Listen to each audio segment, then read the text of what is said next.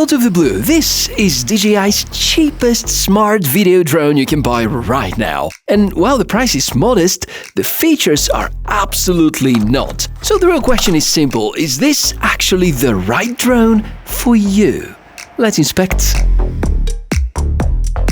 Hi, so good to see you. I'm the TechMishka, and if you're looking for your first serious drone or just a lightweight, stress-free way to capture great footage without diving into pro-level complexity, this DJI Lito 1 is among the easiest recommendations I can make right now because it delivers surprisingly complete DJI experience at a lower price than we're used to seeing.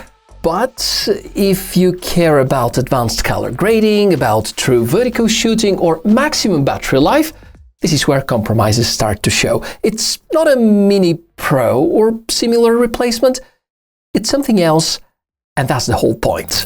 Indeed, looking at the Lito 1, it feels like DJI is making a statement, almost like saying, we can redefine value whenever we want. And after spending a couple of weeks testing in real-world scenarios, we talk here about footage, battery, speed, tracking, accessories, I can see exactly why. It's not just another budget drone, it's a carefully positioned product that replaces what used to be the non-Pro Mini lineup, but with a twist. Let's start with what really matters, the footage. Just look at this. No color grading, straight out of the camera. 4K at 30 frames per second comes in at around 72 megabits per second, and 60 FPS goes up to 81 megabits per second, all encoded in H.265. That's solid compression efficiency and good detail retention for this class. There are 3 zoom levels: a double zoom, which is perfectly usable, and triple zoom, where things start to fall apart a bit. You can recover some perceived detail with sharpening, but that's more of a cosmetic fix than real quality. Now, on paper, you can control ISO and you can control shutter speed, so technically ND filters probably might make sense. But without D-Log or D-Log-M or any other rather flat color profile, you don't really get the flexibility that makes ND filters worth it for serious work. And if that sentence means something to you, you're probably looking at the wrong drone anyway. This is where the higher end models come in. Low light performance is better than expected, but still clearly not a strength. Early morning footage actually looks quite pleasant, especially with surprisingly nice lens flares. The darker areas are handled very well with controlled noise, but once you push it too far, at complete darkness, quality of course drops. And a key tip here, avoid using 60 frames per second in low light. The shutter speed compromises become very visible. For night scenes, photos will often give you better results than video due to the powerful stitching algorithms that modern signal processors use. Apart from that, there also is slow motion mode, and it's usable as long as you have enough light. Design-wise, think something between DJI Mini and drones like the Skyrover S1. This one here weighs exactly 249 grams, which is important. In many regions, that keeps you in the easiest regulatory category. Materials feel light, but not cheap, and for the first time on a DJI drone, the front cap is actually easy to use. That alone deserves a mention. The battery is hot swappable, and there's a dual battery combo that costs only slightly more, and that's the exact version I would recommend to almost everyone. Massively improves usability. When you fold everything back into place, be very gentle to the camera area with the gimbal. This is the most fragile component out of all, the most expensive for repair too. The DJI Lito 1 comes with far more safety tech than you would expect at this price. We're talking omnidirectional monocular vision, forward-facing LiDAR and infrared sensing. That's a serious package closer to what you would expect from a higher-end models, and also very similar to what the DJI Mini 5 Pro is equipped with. In practice, it is very hard to crash this drone unless you actively try to. Feels confident, stable, and very safe.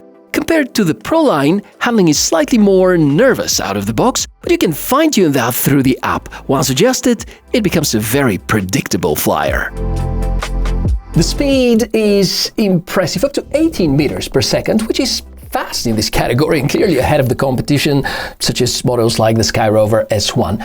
The transmission is also excellent. We have the same image transmission system as some higher tier models. And in real-world testing, the signal stability was rock solid. Flying beyond 2 kilometers in an urban environment without dropouts is not something I take for granted. And here it worked perfectly fine. Now, let's talk about one of the most significant trade-offs with this model, the battery life. With all these scenarios and capabilities, the battery life takes a hit compared to the Pro models. In normal use, expect roughly 25 minutes. If you mix in 4K 60 frames per second in sports mode, more like 20 minutes, maybe 15 in close to zero temperature, and of course landing when the battery goes down to 15%. In cine mode with lighter usage, you can push beyond 30, so overall it's decent, but it's not class-leading. Charging is flexible via hub or directly in the drone. There is no USB-C port on the battery itself, but you can charge the drone with a power bank, which is actually very practical. With 35 watts, a full recharge takes around 45 minutes, and you can get to more than 70% in roughly half that time. As for the remote controller and app experience, by default you get the RCN3 controller, which relies on your smartphone for a display, works well and keeps the cost down, and you can upgrade to the DJI RC2, but at that point you're spending more than the drone itself, so it only makes sense if you're already invested in the ecosystem.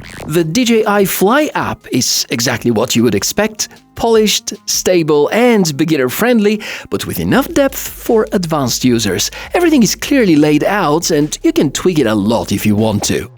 And for a fact, when it comes to smart features, the Lito One actually over-delivers. You get most of DJI's smart shooting features, including master shots, quick shots and active track. Master Shots in particular is a huge win for beginners. It automates complex camera movements and creates cinematic sequences with almost no effort. Solves two major problems: first, the lack of experience, and second, the lack of time. And yes, tracking works so well with surprisingly advanced configuration options. Before wrapping up, let's talk about the limitations, but remember that DJI Lito One is almost perfect for its price.